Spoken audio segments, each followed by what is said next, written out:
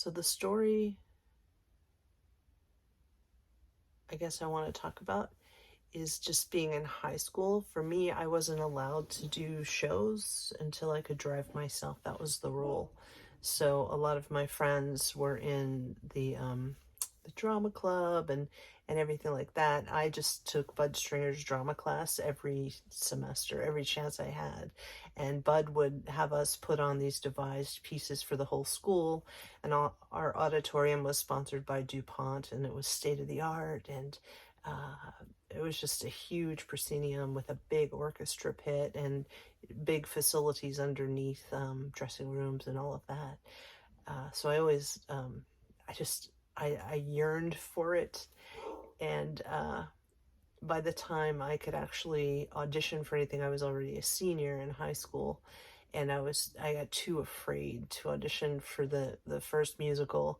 And then, so I think I worked the box office for that. And then the next thing I did was the senior class play, and Katie Coyle was the student director. And Katie decided that as a student director in high school, she would direct The Skin of Our Teeth, which is not a light show. And I nailed it. I'd been working my chops in Bud's class, and I auditioned, and I knew I nailed it. And I didn't get Sabine, and I was like, couldn't control myself. So I confronted Katie, and I was like, I know I nailed that role. And I remember Katie said to me, you're going to get lots of chances to play lots of different roles, but the people I want to cast will never be exposed to theater probably again in their lives. So she wanted to cast the jocks, people that never went to the theater. She wanted to try to get them to fall in love with it by putting them through process.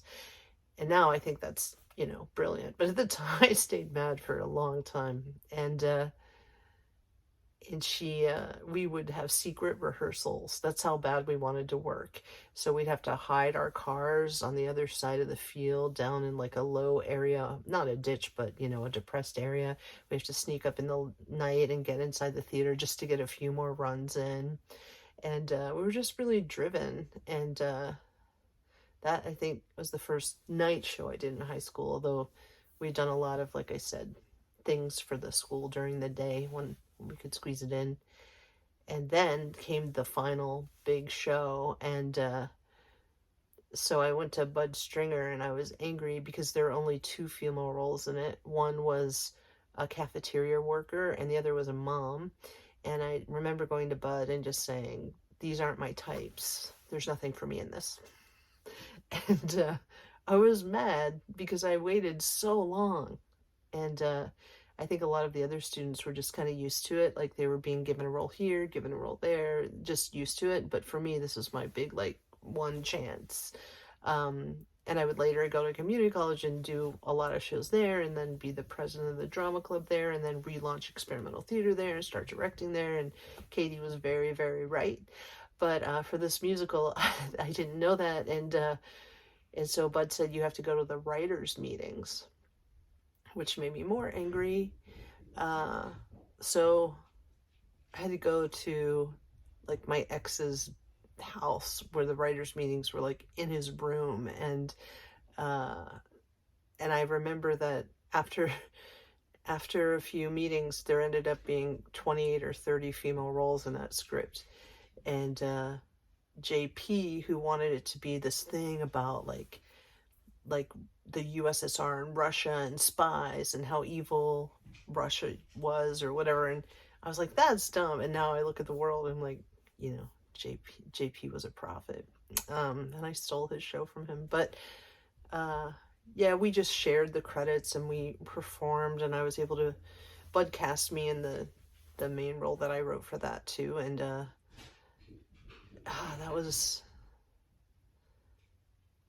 that was my dream come true. But I had no vocal training, and I had to sing into a microphone, which was horrific. I can't yeah. And you want these moments to resonate in like this powerful place. But I remember my mom after I had written a lot of this show and including the lyrics for the songs and performed, and I remember my mom, like, she would lay on her bed like she did, um, and she called me in and said, you don't want to really be an actor, do you? Because you're not very good. And I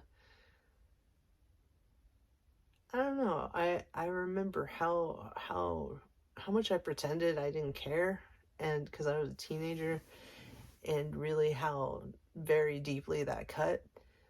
And I never wanted to be that person to anyone else. I always wanted to create opportunities and to encourage and to push people up to their better abilities if I could. And so that's kind of the genesis of why I behave the way I behave. But even now, at the age of 55, I find myself really wanting to once again go back and explore the idea of perfectionism, because in theater it's boring and deadly. I think Carol Hess, my dance instructor, once said that if you ever see a perfect ballet where everything is executed exactly perfectly, you'll be bored out of your mind.